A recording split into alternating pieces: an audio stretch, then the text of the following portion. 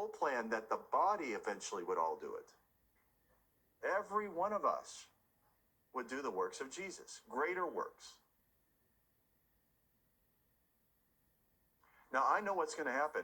When I see Brother Hagin in heaven, he's going to ask me, what did you do with what I told you at Rhema? That's what he's going to say. What did you do with what I talked about? He's going to want to know. He's going to look at the paperwork in heaven and see everyone that went there, what they did with what they were told. That's the way it is in heaven. He's just like Jesus. Jesus is that's what he wants to know. What did you do with what I gave you? What have you done with what I told you?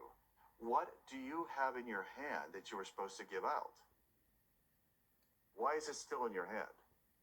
In other words, there has to be an exchange. You have to get to a place where you're not needy anymore. God can deliver you. He can get you financially fit. He can get you emotionally fit. He can get your body physically fit. He can work through it. But it's not a miracle that happens right away a lot of times. I mean, you didn't get into debt in one day. I mean, if it's up to the government, you would. But you fight that system in the world to not get into debt, to not get sick. Your body's fighting sickness right now. Right? Okay, so you don't get into these things overnight, so you don't get out of them overnight. Even though God can do a miracle. You know, the only reason that Kathy and I are out of debt is because we decided that it was a monster. We decided that it was evil. The only reason we're out of debt is because we hated it like we hated sin. And we fought it. And now this ministry will not be in debt. We don't do anything out of debt. And yet we have no limits because God is the supplier. And that's why I tell you, if you don't want to give, please don't. Please keep your money. What minister will tell you that? I don't want your money if you don't want to give it to God. Keep it.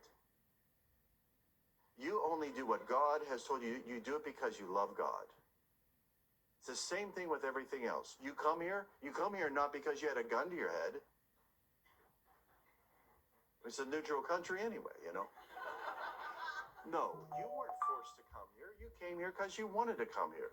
Well, then why can't you give to the God's work the same way? Because, do I hear an elephant? What kind of cars do you all make over here? I got an elephant competing with me on the street. What is that? Yeah, he lives here. Okay.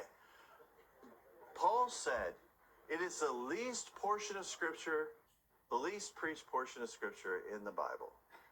2 Corinthians chapter 8 and 9. Never heard of it. It should be taught in every offering, teaching. But instead you hear Malachi, you know, the Italian book. Malachi 3:10. Malachi.